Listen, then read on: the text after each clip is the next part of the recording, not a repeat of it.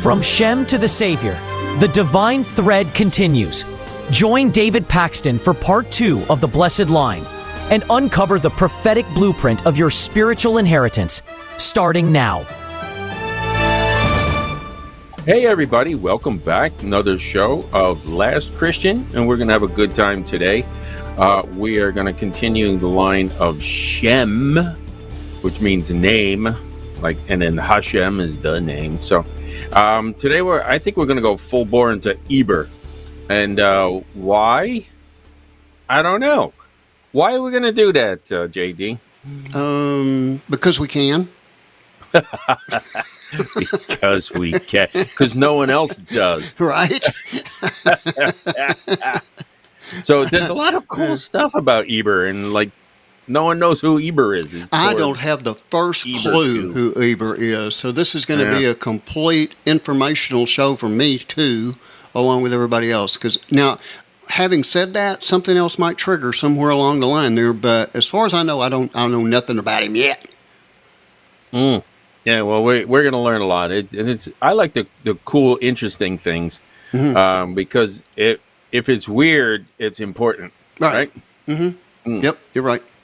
Speaking of weird, we're a listener-supported ministry here, and we're really growing. And there's a lot of things that are coming on. We're starting to get some good people to join us in ministry. So.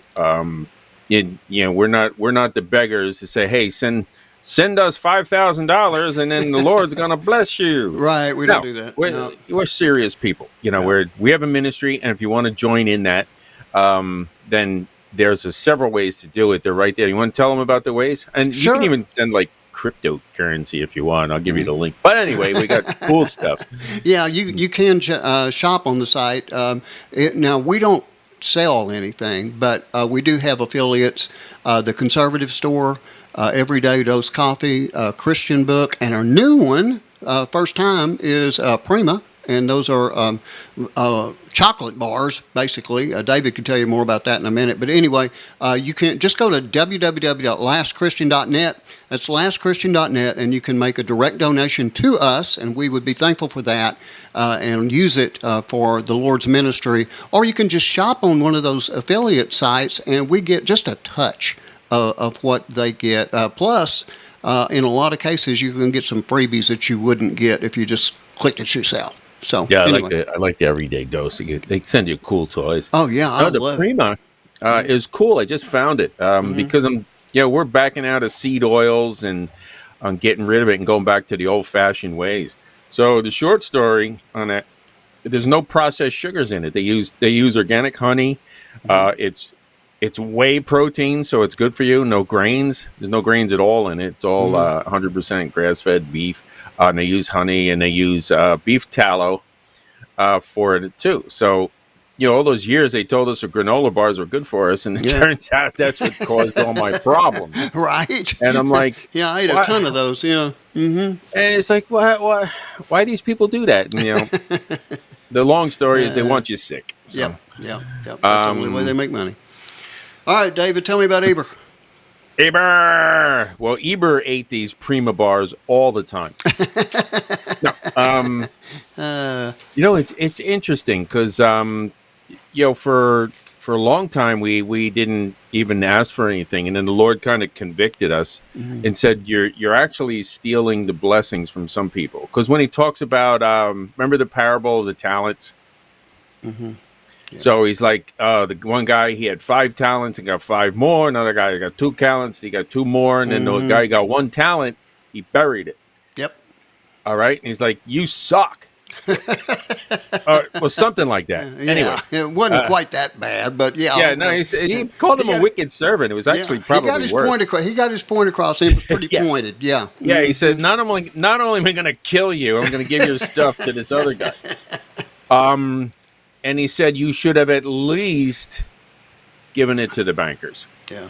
And when you really look at the whole thing there, what he said is, look, there's some people who don't have ministry abilities. Like, for example, the reason I'm saved is because of an old lady praying in her closet. Oh, man. So you can pray and be a real prayer warrior, which is usually the older ladies. But then if the Lord gives you some money, but you have no idea what to do with it, then he says, okay, well, you can be a partner in some of these other ministries that do stuff. The problem is, we were so upset. There's so many ministries that take advantage of that. But the Lord's like, yeah, you can't throw the baby out with the bathwater. You have to be able to plant their seeds somewhere. So if God is telling you to, plant your seed here, we can assure you we're going to be using it for godly purposes. Amen. And it will grow 30, 60, and 100-fold. And then, so we just spent, I think, something like another $5,000 from some equipment that we need for, traveling, recording and things like that. Yeah. So it was pretty interesting. So it gets up there, and then the radio costs money to run. Yes, it does. Yeah, all this equipment, studio, offices. Oh boy, hell yeah. Then the office, and so it's like every day there's something else. So that's why we do that, folks. It's not just we're not like the money hungry guys, but if you certainly are welcome to join in the mission. It is a mission. There you go. That's Shop the word. With a purpose. Support the mission. A porpoise. Shop with the porpoise. Do porpoises shop? Oh, well, they do that on here. All right. Okay. So we're going to talk about Eber today. And so who was Eber? Eber. He was we go to Genesis 10:21, and we'll start there. Okay, I'm just going to pop in there because I can. And it just says that Eber is the great-grandson of Shem. Yes. Okay, I'm with you. All right. Now, give me the list. The list. Okay, we got Shem. We got Arphaxad, Shelah, and then Eber. Yeah. Yep. Okay. So they're cool names. I hope I got close with the pronunciations. Arphaxad, yeah, that's okay. As close you're going to get in English. I ran across the KJV only people again this week. Oh boy, okay. And I used to be one of those. Be one of those. I'd call up a church, that I was interested in joining, and I'd ask the pastor right off the top, "What kind of Bible do you teach from?" And if he said anything other than the King James Version, not New King James now, anything other than the King James Version, they were out. Okay, that was that was my limited knowledge at the time. Speaking on that one. Yep. Now, don't get me wrong. Love the King James. Me too. It's just Old English, but the problem with being a King James only is now you're saying, the 1611 King James, which is not what you read. You read the 1789, and it was translated by another bishop, actually. Okay. And it was redone. And not only that, because you can't read, you're not going to read the 1611 version. You're not going to be able to read it. It's as simple as that. That's how old the English is. Plus, it has a few words in there which have changed meaning, and you're not allowed to say on the air anymore, which is quite interesting. Yeah. There's some words in there that might begin with F that are to have a completely different meaning today. A completely different meaning. Yeah, there you go. And so there's not one of the KJV onlys is reading the 1611. They're reading some bishop of the 1789. So I mean, just start there. Plus, there's a lot of errors and stuff in it. Not like an overwhelming amount, but there's enough to say, you know what? It's English. It's not the original. That's the key, David. That's the key. People say, well, such and such isn't in the Bible. Well, no, it's not in the English Bible, but if you look back to the original version, it is. It was just translated differently when they made that version. That's basically what it comes down to, right? Yeah, and then but the modern versions, this part you got to agree with the modern versions are based on what they call the critical texts, and basically it's texts they found in the garbage and pulled them out and said, "Oh, these are better," from like the 1800s and such. Nestle's. It was a bunch of agnostic Greek scholars who wanted to change it. So now they're like, "Oh, we found these and they're older." Well, they're older because they were in the trash. And they buried them there so no one would use them anymore. That doesn't mean they're better.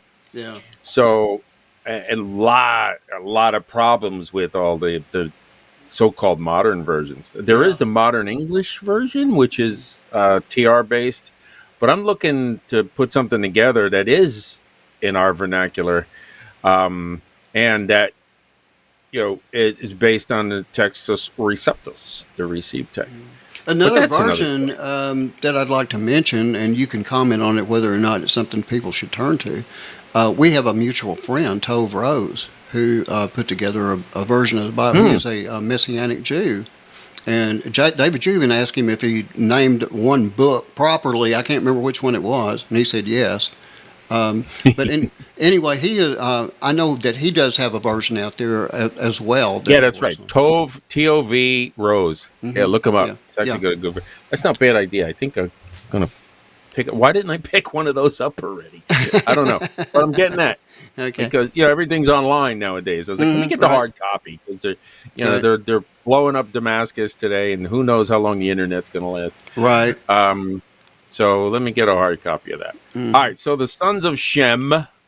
So check this out. In Genesis 10, we were looking at Shem and then Arphaxad. And Arphaxad means, since we're going to Eber. Okay. Let's look up the Brown Drivers Briggs Hebrew lexicon. It's dubious. It says identifies with Babylonia. Ooh, okay. Northeast Nineveh. Let's see the complete word study. See what they got to say. Just a proper name. So they don't know what it really means. Oh, okay. Just Arphaxad. Okay. Okay, that's the children of Shem, but he had Salah, not salad. Okay. But Salah. Let me see. Come on, computer. And then Eber comes after that. Yeah. Shelach, or like shellac. Okay. And it's a post-Diluvian patriarch. Let me see. Again, there's no combination here. A missile of attack, a spear. Okay, so he was the spear. Okay. That's interesting. So he's probably some kind of a hunter. Sounds like, yeah. And then we get down to the Eber from there. And Eber, that one we know means to cross over. Okay, and so that's why Eber is important, because they're the ones that crossed over. And even after the flood, you think they would have learned their lesson, and Noah and his family are the only ones around, and they're talking about this almighty God and how he destroyed all these Nephilim and stuff. And they still go off the deep end. Yeah. With Nimrod and Babylon and all this other garbage. Well, that goes back to the, over and over again, expecting a different result. That's basically where they were. And that's when... he became a Gibberim. He became a mighty man in the face of the Lord. See, that was one of the things I talked about. That's why I remembered it in the King James. It says he was a mighty hunter before the Lord, and that's not what it says. It says he became a mighty a hunter of men in defiance in the face of the Lord. Yeah. Okay. That's what it really says. But they're like, oh, he's a mighty hunter before the Lord. He must have been good. No. Not necessarily. He was basically shoving it in God's face. Right. Look at me, how big and strong I am. And God's like, yeah, okay. Let's see how that works out for you. So in Eber were born two sons. Now, I'm kind of harping on this stuff too, because... the 10, was it 31? Yeah.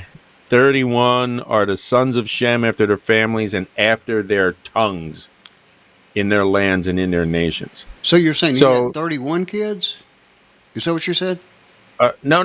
That was verse 31. Oh, Genesis okay. I'm 10, sorry. 31. Okay, because I'm looking at two names here, and if there was more, I was Yeah. going to. Okay, all right. Well, here's the thing: these guys, they did have more than just these kids. Yeah, I would think. These are the ones that are important. Yeah, I would think. That's why they're listed. Because Adam, depending on which book you read, had anywhere from like 35 to 50 kids. So. Yeah. And based on the amount of time that they were alive, that is a very, in my opinion, conservative estimate. Yeah, I mean, every 2 years you have one, and you're still only 100 years old. Mm-hmm. Right. And they live 900. So Yeah. So one of them was named Peleg. Remember, Peleg means to divide. Yeah. Okay. So everything was divided in those days. So the days were divided because the countries were divided. Because here was the problem. He told them to spread out, right? Hey, spread out and fill the earth. Right. So what do? They all build together. one city and stay there. Stayed together. And it's like, dude, what are you doing? I just told you to spread out. And if they wouldn't do it voluntarily, then they're going to do it by him. Yeah, he's going to take care of that. Yeah. Well, by the time we got down to Peleg's generation, he says that's when the land was divided. So a lot of different things happened. Number one, the earth kind of cracked open, and that's where we see Pangea spread apart. So there's that, because the land was divided then. And people argue about this. No, it was the languages. No, it was the people. No, it was the land. No, it was all of them. It was all of the above. Yeah. Hello. We're definitely fond of both and.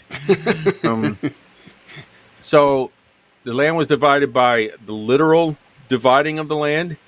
So when all these evolutionists say, "Oh, how did kangaroos get to Australia?" You idiot. They were there when the land was all together. And then they separated them, and they didn't live anywhere else. They died off, and they only lived on anyway. So the land was divided. The people were divided, and he divided their languages. Okay, because that's what it says in verse 31. The sons of Shem and their families after their tongues in their lands after their nations. Okay, there it is.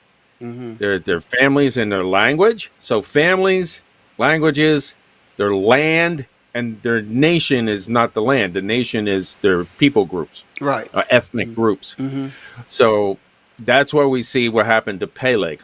Okay. Now, in the midst of all this, since he's separating everybody, he's got to call somebody out to carry on the word, just like he did with Noah.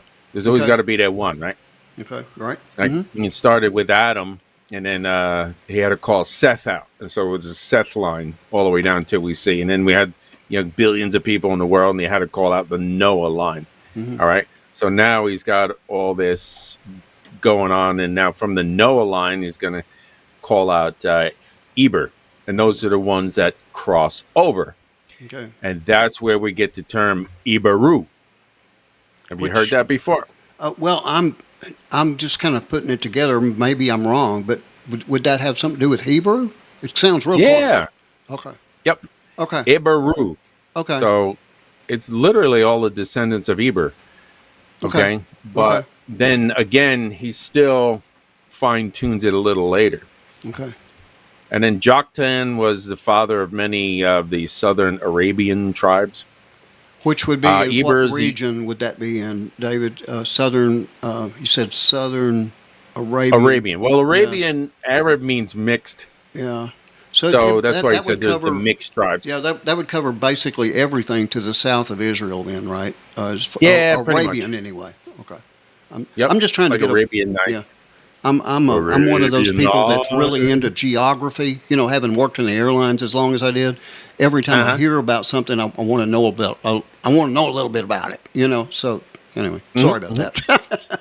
Well, that's Nobody else cares. That's what Arab means. Okay. Yeah. Okay. Arab means mixed, so all the people are mixed down there. Okay. And even into some of the sons of Abram or Abraham at the time. So Eber is the only great-grandson of Noah mentioned by name in Genesis 10 before the Tower of Babel narrative, Right. which means he's important because Okay. obviously he had many great-grandsons. Right. Without a doubt. Okay.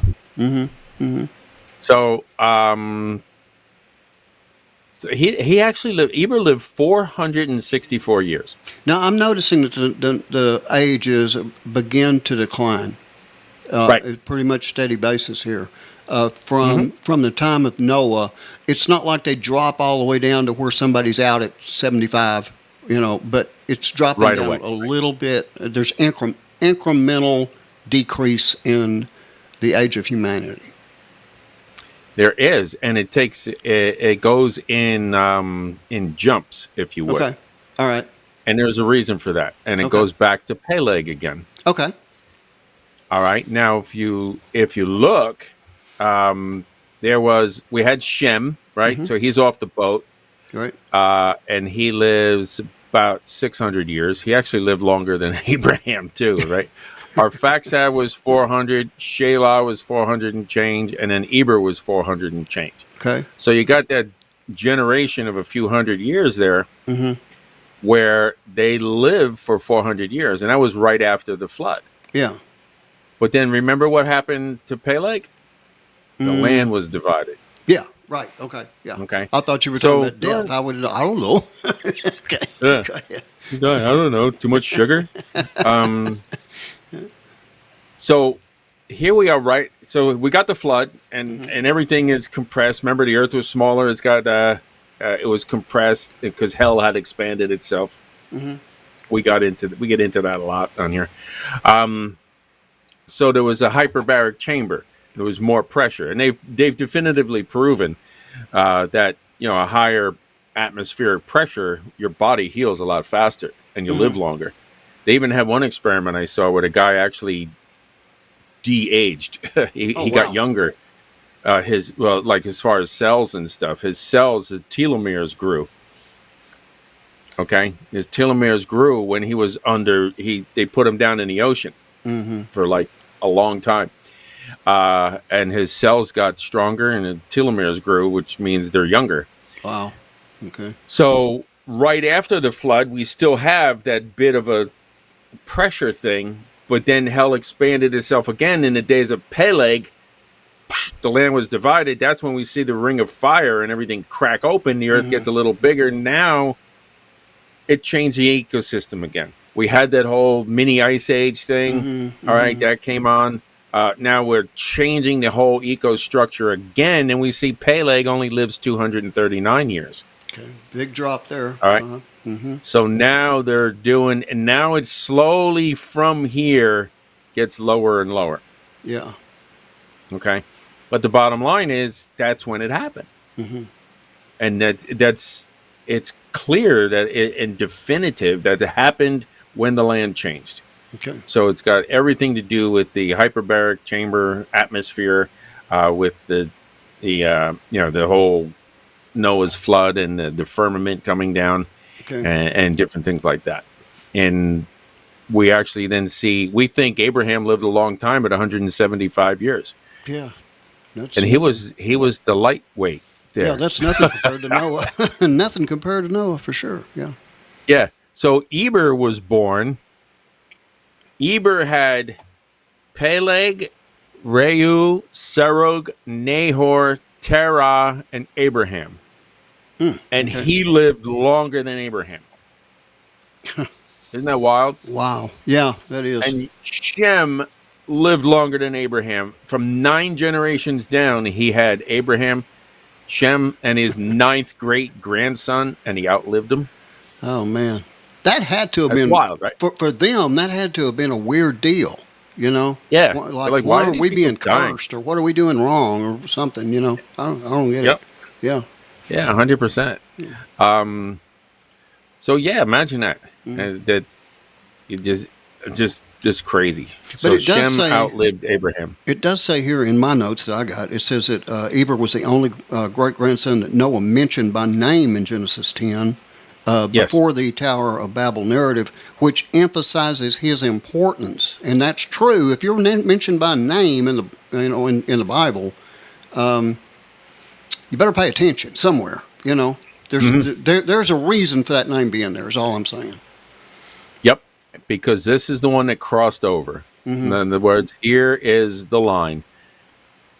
All right, now we're dividing up the lands. You got Mount Hermon. You got all the principalities and powers. He's dividing everything up. Okay, everyone, we're dividing this. But God said, this is my land, and I'm going to go down the line of Eber. So he's going to cross over. Okay. And it wasn't until we get to, 2000 Anno Mundi. I think Abraham was born in 1948 Anno Mundi, which is the same time as Israel being born. It's just, really wild. Just a coincidence there. Yeah. And he was 52 and he was called out, which started the age of the law. There was the age of chaos, and then the age of the law, and then now 2,000 years after that, the age of grace, and now we're going into the 1,000-year reign of Christ. Any minute now. Can't wait. Me too. So the Hebrew root is abar, which means to cross over or to pass through. So it literally means one who crosses over. Okay. And the name later will be tied to a spiritual identity, not just a geographical movement, but a covenantal separation. Okay. One from beyond the river. So we got Ivri. So we got the first mention of Hebrew, Eberi. So Eberu, Eberi. So all the words in the letters in the Hebrew are the same. They just kind of pronounce them differently in the English. Okay. From beyond the river. So now when they're on this side, the Eber is one who crosses over, but the Eberi is the one who came from the other side. Okay. All right. So you see the etymology of the word there is pretty cool. And then let me see here. Oh, you're gonna have to take us out of here. Okay. My timer's actually. I'm going to take us out with a question that you can answer in the second half, and that is in Genesis 14:13. It says, "And there came one that had escaped and told Abram the Hebrew," and I have no idea what that means. So I'm sure there's a few people out there after hearing what I just said that have no idea what that means, but you do. So we'll start the second half with that answer. But until then, unless, the rapture could happen at any time, folks. So if you haven't accepted Christ yet, you might want to do that right now just to be sure. And if the rapture does happen, we will see you there. Otherwise, stick with us for a very short break, and we'll be back with the second half of Last Christian, again, after a very short break.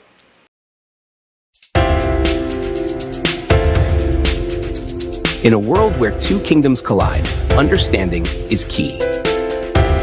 Join us every Wednesday morning at 10 a.m. Eastern, 9 a.m. Central for the C2K Report with hosts Rick Hidalgo and Randy Conway. Discover how to establish your house as an embassy of Christ and navigate the clash of two kingdoms. Learn practical steps towards self-governance, from authentication to setting up your house, and access a wealth of resources in our document library at c2kreport.com. Empower yourself with knowledge and take control of your spiritual and earthly journey. And don't forget to check out shopyourfarm.com, a virtual farmers market connecting you with quality, faith-based products and services.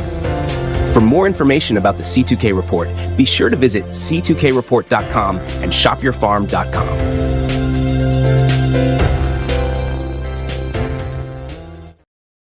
Break free from fear, pain, and spiritual confusion. Step into total freedom with Rena Lynn, author, speaker, and host of the Bold New Radio Show, airing Tuesdays at 7 p.m. Central on revelationradio.net. Rena Lynn brings you real talk on real issues, narcissistic abuse, spiritual warfare, and the emotional battles we all face. With biblical insight and raw honesty, she helps you confront darkness and step into healing. Explore her gripping preparation for the End Book series, including the latest release, Intriguing Truth, a powerful journey of faith, trauma, and redemption. Dive into her books, sign up for the newsletter, and discover upcoming challenges designed to help you walk the walk, take spiritual authority, and find your ministry. Join the movement. Find your voice. Experience total freedom with Rena Lynn, Tuesdays at 7 p.m. Central on revelationradio.net. KRRB Grand Saline, Canton, Mineola, Texas. Are you looking for a meaningful way to support Christian values in a world that's turning further from truth? The Last Christian Radio Show is 100% listener supported. Every broadcast, every platform, every message, we rely on you to keep the mission going. You can donate directly at lastchristian.net. Every gift matters, no matter the size. Or, here's the best part. You can help just by purchasing the everyday products you already use from our trusted partners. The Conservative Store, Everyday Dose Coffee, Prima Ancestral Protein Bars, and Christian Book, each offering quality products you'll love. And every purchase through our links helps fuel this ministry. Visit lastchristian.net today to stand with us, pray with us, and support the mission. And we are back, and I know you guys are chomping at the bit, trying to find out what in the world JD was talking about when we left.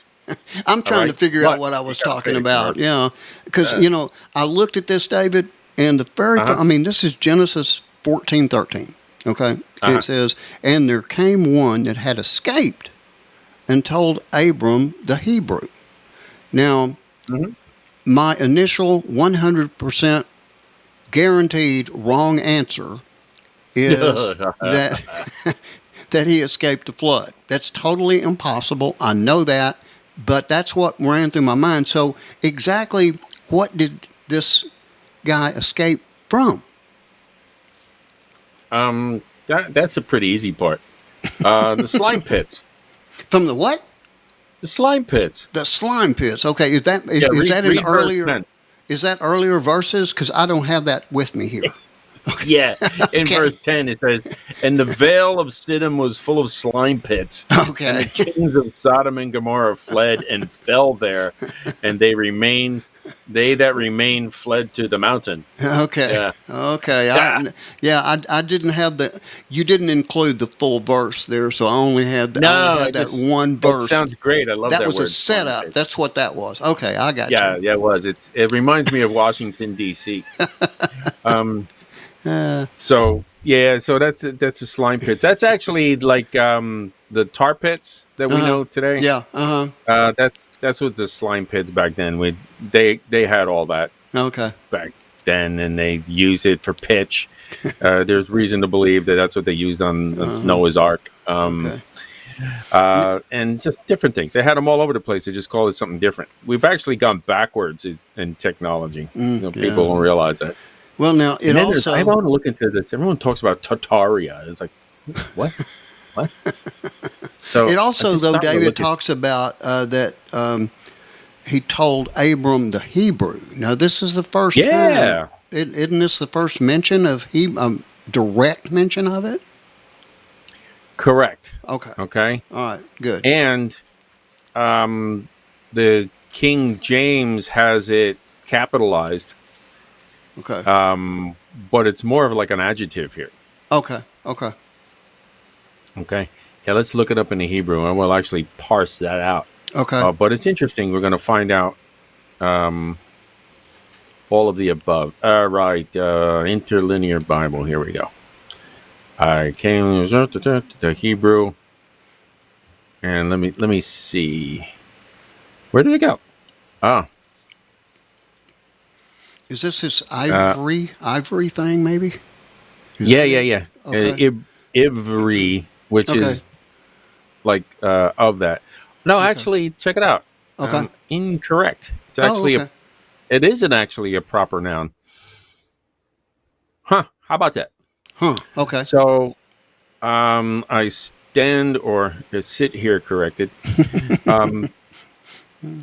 Because I thought it meant like he was the Jewish guy. No, but it's literally he was one of Aber.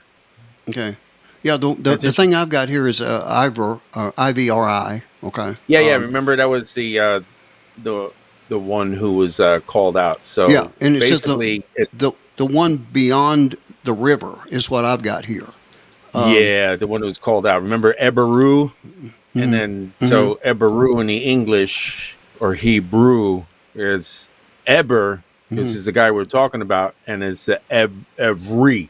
Okay. So because of the way the Hebrew letters work, they kind of sound different. So we use different letters in the English. Okay. But it's the one. It's so Eber is the one who crosses over, and Eberu is the one who already did cross over. Oh, okay, got it. Okay. Kind of like that. Okay. In Hebrew-ish, and Hebrews they start their sentences with "and" a lot. Oh, okay. So there's that. Okay. And there came from these places. So yeah, so there's one to escape, but let's back up a little bit. And this is really cool because this ties into generational contracts as well. Okay. Remember there was a big old war going on. We start in Genesis 14 in the beginning. There's a Chedorlaomer, and then in the 14th year of Chedorlaomer, he smote the Rephaims, Ashtaroth, Karnan, the Zuzims, and Ham, and Amims. No megabytes and gigabytes in this one, but these were the ims and the ems. Okay. And then there was the made war with Bera, the king of Sodom, and Bishri. So they're all fighting each other, and Lot's stuck in the middle of this. All right. So this guy comes out basically, and he tells Abram, he's like, they're all having a fight over there, and your nephew's like stuck. So there's that. Then so in Vale of Siddim was full of slime pits. The kings of Sodom and Gomorrah fled and fell there, and they that remained fled to the mountain. Verse 11. And they took all the goods of Sodom and Gomorrah and all their victuals and went away. And they took Lot, Abram's brother's son, who dwelt in Sodom, and his goods and departed. So Lot's like, he's ticked now. I mean, he's stolen. Abram's ticked. Man, give me my nephew back. And there came one that had escaped, and he told Abram the Hebrew that they took Lot. Okay. All right, you with me? Yep, I'm with you so far. So he took all this stuff, and he dwelt in the plain of Mamre, the Amorite, brother of Eshcol, and the brother of Aner, and these were confederate with Abram. So these were his buddies. Okay. And when Abram heard that his brother was taken captive, or Lot, he armed his trained servant. Remember that story? No. 318 trained servants. I do not remember the story on that one. Okay, yeah, this is a big one. Everyone talks about this story, but they don't talk about the slime pits and the guy that came out and all his buddies. Okay. And the best part, which is about to come. So when Abram heard that his brother was taken captive, he armed his trained servants, born in his own house, 318, and pursued them unto Dan. So he had 318 people working for him. And we're talking about here's the thing. male only, right? Not only were these trained army people, fighters. there was 318 of them, and they were all born in his house. This dude had a lot of money. Yes. And a lot of servants. Yeah. So, and this is just them. Imagine how many are girls and how many weren't. Yeah, that's servants. What I was trying to say. Is that because the Bible, correct me if I'm wrong, David, but they only counted men when they came up with these numbers. And that continues throughout the entire Bible, really. Yeah, pretty much. And then it always says, it adds a caveat, plus women and children. Yeah. There you go. So, but he had 318 out of all his people that were the trained guards. Yeah, they were like. So he had a bunch of stuff. And why would you need trained guards if you didn't have a whole bunch of stuff? Yeah, I can imagine they were probably better than Navy SEALs. Oh yeah. And he had to take care of them. So they all got a full-time salary. They're all taken care of. He's like, dude had some money. Okay. And he divided himself against them, he and his servants, by night, and smote them and pursued them to Hobah, which is on the left hand of Damascus. So that's what's going on over there. I mean, we see that right now in the last couple of days. We see Damascus being pummeled. And Abram started the pummeling back then. It's been going on since Genesis. Unbelievable. Yep. And so there they are. And he brought back all the goods. So Abram goes up and he's saying, so here he's going against these 5 kings. And he's like, let me take my boys. Let me go over there. Sneaks in, beats the crap out of them in the middle of the night, takes all the stuff back, right? And then takes more stuff and says, I'll take your stuff too. And he also brought back again his brother Lot and his goods, and the women also, and the people. That was some event. And he's not a nation yet. Yeah.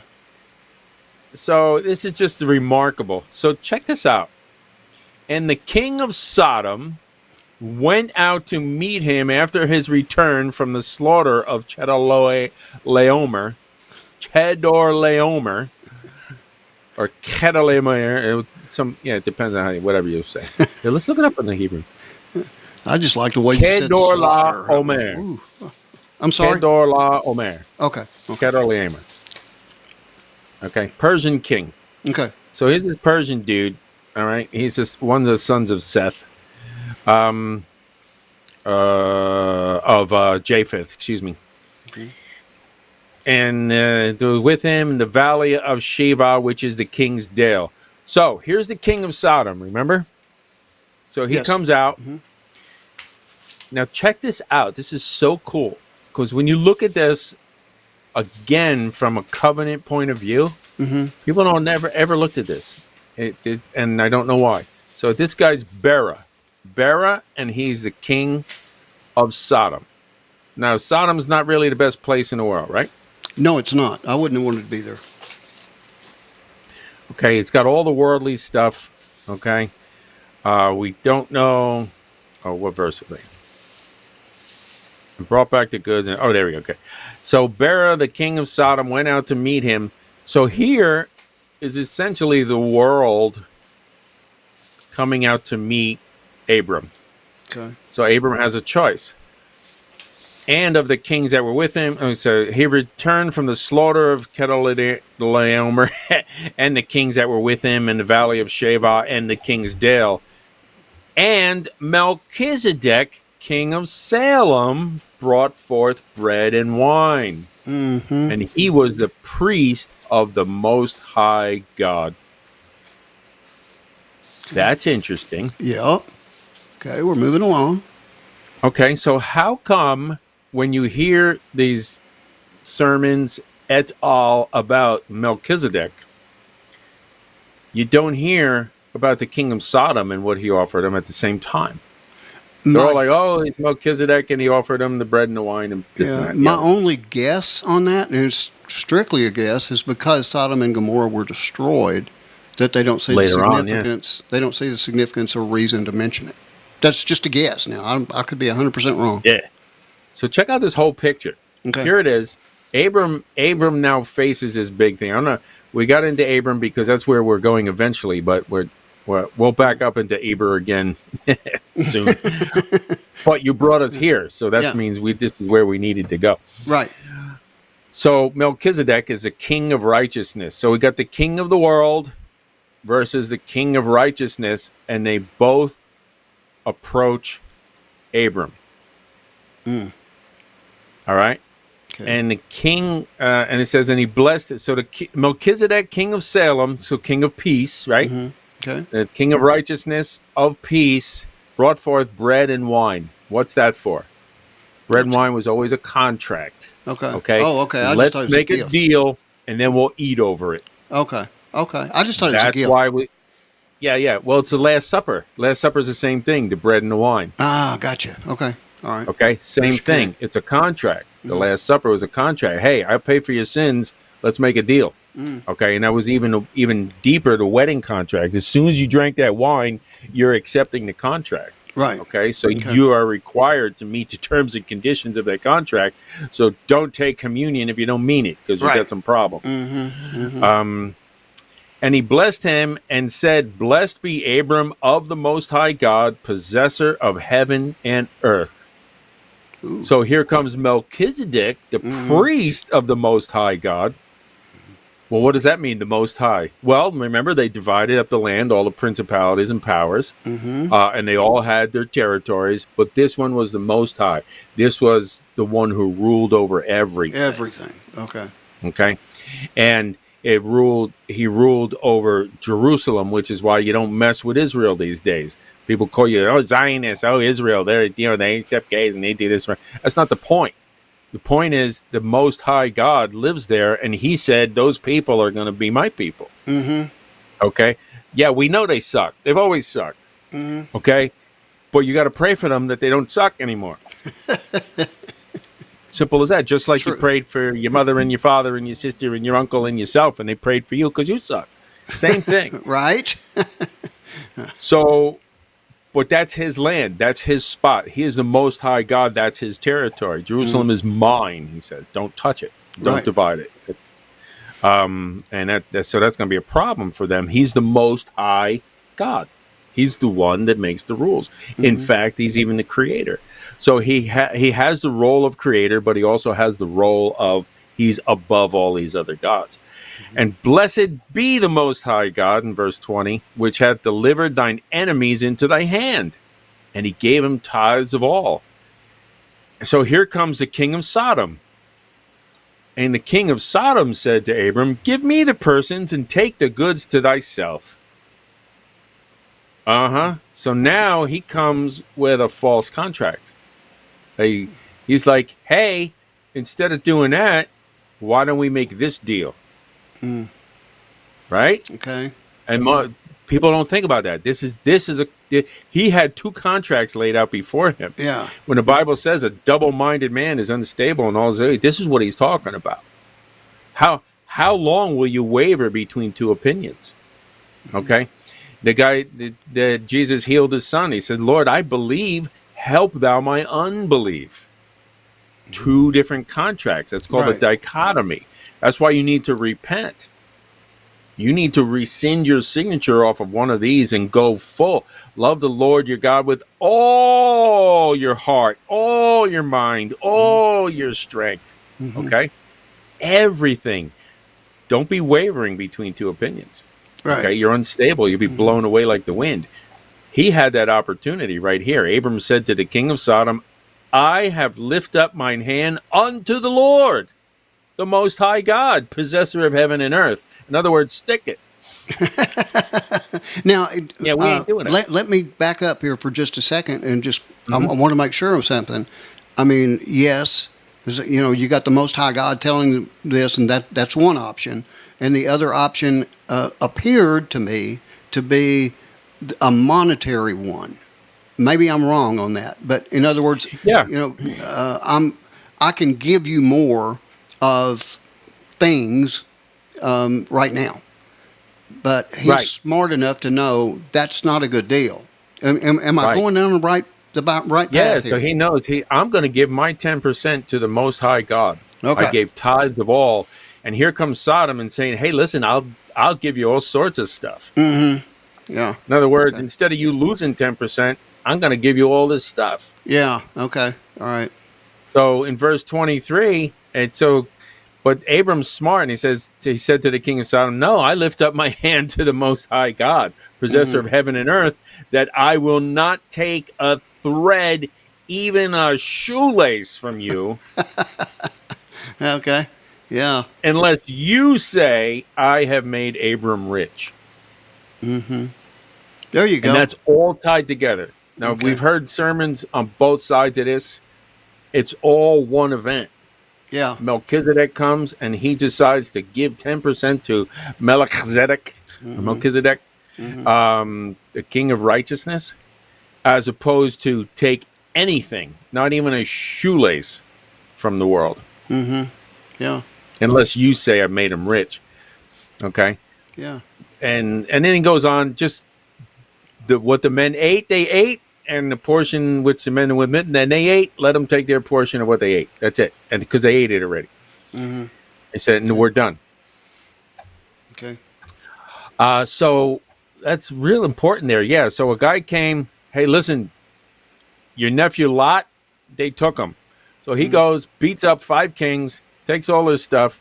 Now this is again another picture of what's happening. Here comes the Messiah figure, Abraham, and he's coming to and he beats up all the other worlds, if you would, and then gives the 10% to the Most High God, and then he's offered his contract. Hey, listen, I'll give you a ton of money. I'll make you rich. You know, you'll be on the charts. 12 weeks straight. You know, and then you'll be in the biggest movies, and you can be world famous. I mean, that's what they do. Yeah. He was smart enough to. Yeah, he was smart enough to turn that one down. Okay. Yeah, so that's eventually what happens to Abraham. So let's back up a little bit. So that's the Hebrew there. Yeah. Okay. Gotcha. Abraham, the Eberu, the one who crossed over. So what does that mean? Well, he's the one who crossed over. Here's a demonstration of it.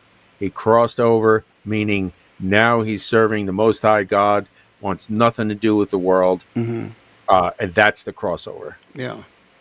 From the term, he is the Hebrew, literally one from beyond the river. Okay.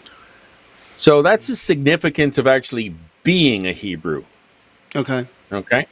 Is separation. The Hebrews are called out from paganism. And if you read the book of Jubilees, that's basically what it's all about. Okay. So the Jews were called out, and we see that all through the Bible. Yeah, they're called, and this happened, and this happened. It's a history book, and we got all this cool stuff that goes on.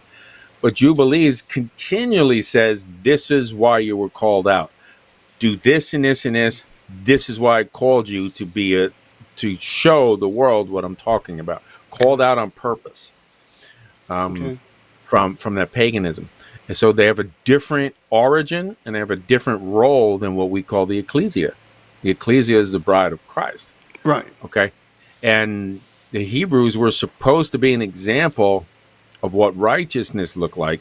They didn't do a very good job. Boy, they blew that one.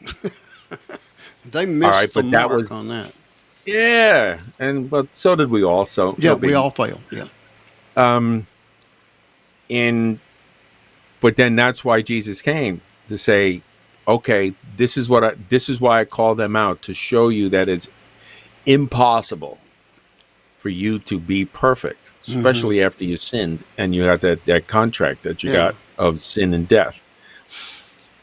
It's impossible. So I have to pay for it for you. But it had to come from the people who he wanted to be the demonstration, because that's who he was called to demonstrate it. Yeah. So now we got the ultimate Jew, the perfect one, called out. He became a man, became the Jew who was supposed to be that representative, and he took in all that stuff and said, I'll be that perfection.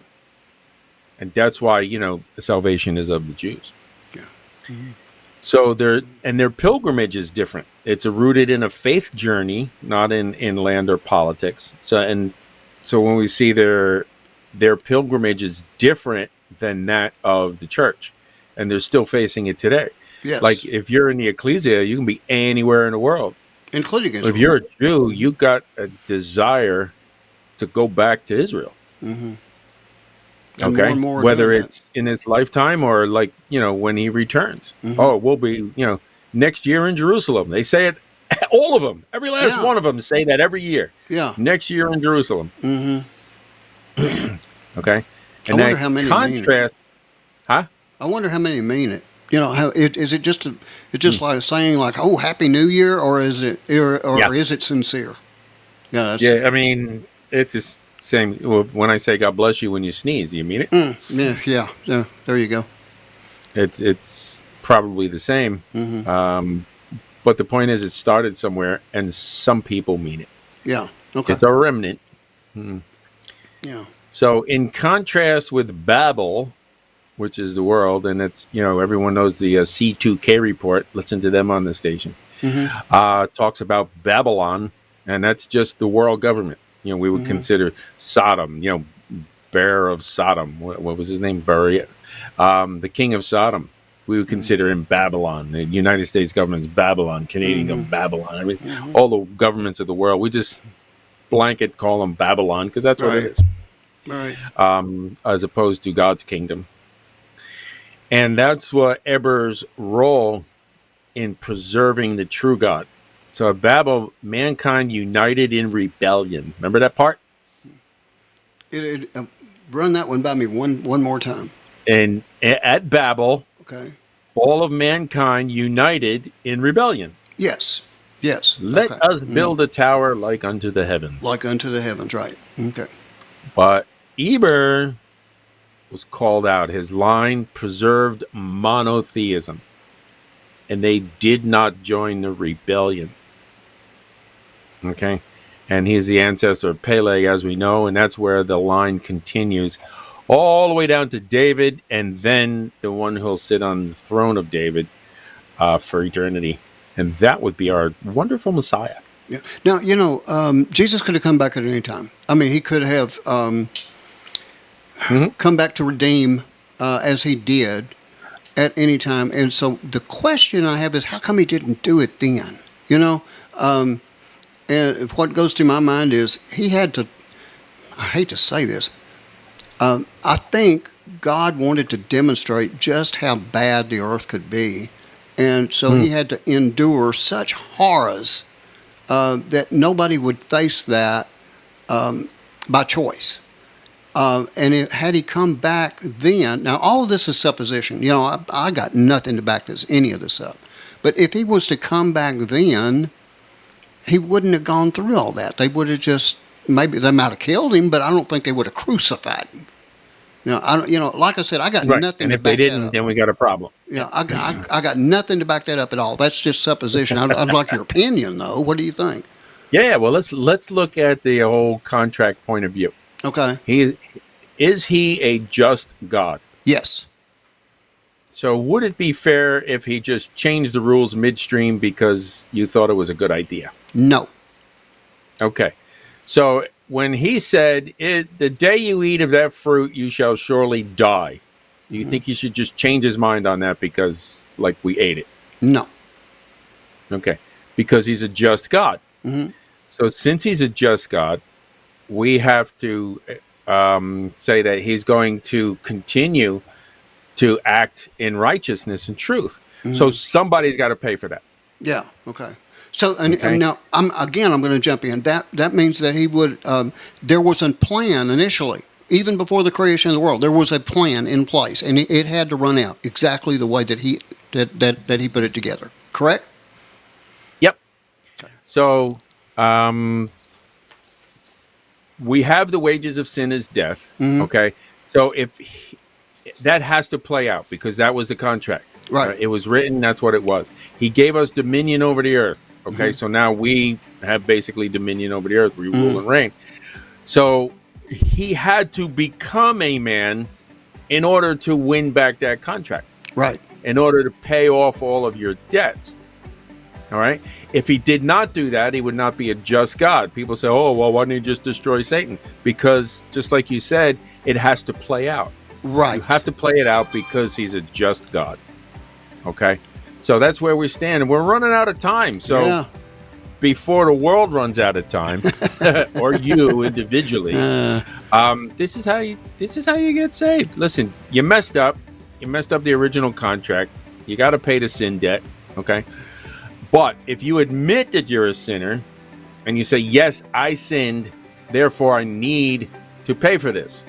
And then you believe in your heart that Jesus paid for it instead, and you say, I will accept that. And you confess that, okay, I accept that Jesus paid for this for me. Now you can go live in his house. Amen. Because now he exchanged that. Now his righteousness becomes yours. I will talk more about that on the second show, but Lord willing, we'll see you guys next time. You have a blessed day. Looking for a simple way to support the Last Christian Radio Show without spending a single extra dime? Just visit www.lastchristian.net and check out our trusted partners, The Conservative Store, where your values match your purchases. Everyday Dose Coffee, for better energy, sharper focus, and gut-friendly ingredients. Christian Book, your source for Bibles, devotionals, and faith-based gifts. Whether you're grabbing your morning coffee, shopping for patriotic gear, or adding to your Christian library, you're not just buying great products. You're helping us spread the gospel worldwide. And here's the best part. You're going to buy this stuff anyway. Why not shop with a purpose and support a ministry that's boldly sharing God's truth? Visit www.lastchristian.net today and click the links that make a difference.